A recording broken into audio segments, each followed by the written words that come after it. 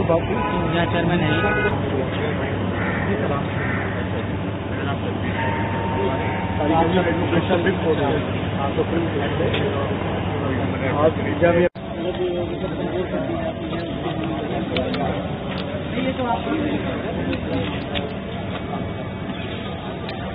Actually हम जो मिलने आए थे, जो हमारी मीटिंग थी, वो जो लिंचिंग के केसेस चल रहे हैं, लगभग इन 4 सालों में मोर देन 60 केसेस हो चुके हैं लिंचिंग के, जिसमें डेथ्स हुई हैं। इंजर्ड के केसेस अलग हैं।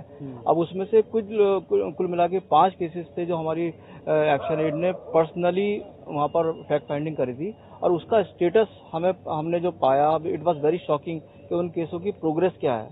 तो प्रोग्रेस में हमने ये पाया, केस का प्रोग्रेस बिल्कुल 0 के बराबर है। उसके अंदर मोस्टली जो अक्यूज थे सारे के सारे बरी हो चुके हैं, और there is no support from the free and fair जो इन्वेस्टिगेशन जिसे कहते हैं कि स्टेट की तरफ से होनी चाहिए थी, पुलिस की तरफ से होनी चाहिए थी, वो नहीं हुई है। पर हकीकत ये है कि वायलेंस बढ़ा है, और जो गरीब है, वल्नरेबल है, उस पर बढ़ा है, और रिलीजियस बेस्ड वायलेंस तो बहुत बड़ा है, और उसके हमने एज एविडेंस 5 केस रखे हैं। हम इससे ज्यादा भी केसेस रख सकते हैं। हालत यह है कि देखिए सरकारें क्यों नहीं कर पा रही, क्योंकि जो इंस्टीट्यूशंस होने चाहिए, जैसे आप prevention of atrocity act, schedule tribe का ले लीजिए, तो बिल्कुल एक इंस्टीट्यूशन फॉर्म मौजूद है, स्पेशल एक्ट मौजूद है, प्रिवेंशन और प्रोटेक्शन का मैकेनिज्म मौजूद है, कॉम्पनसेशन पैटर्न मौजूद है, एक पूरी स्कीम्स मौजूद है।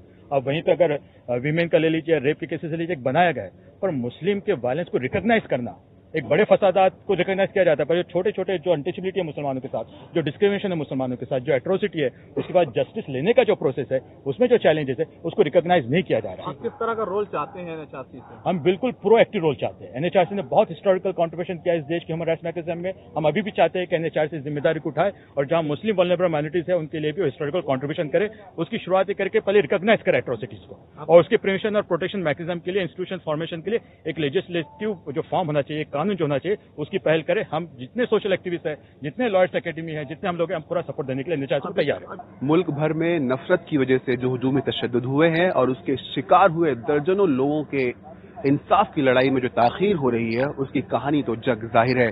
लेकिन सबसे बड़ा सवाल ये है कि क्या इंसानी हुकूक कमीशन एक कदम आगे बढ़ाएगा और इंसाफ की उस रफ्तार को तेज बढ़ा पाएगा। ईटीवी भारत, सुहेल अख्तर, दिल्ली।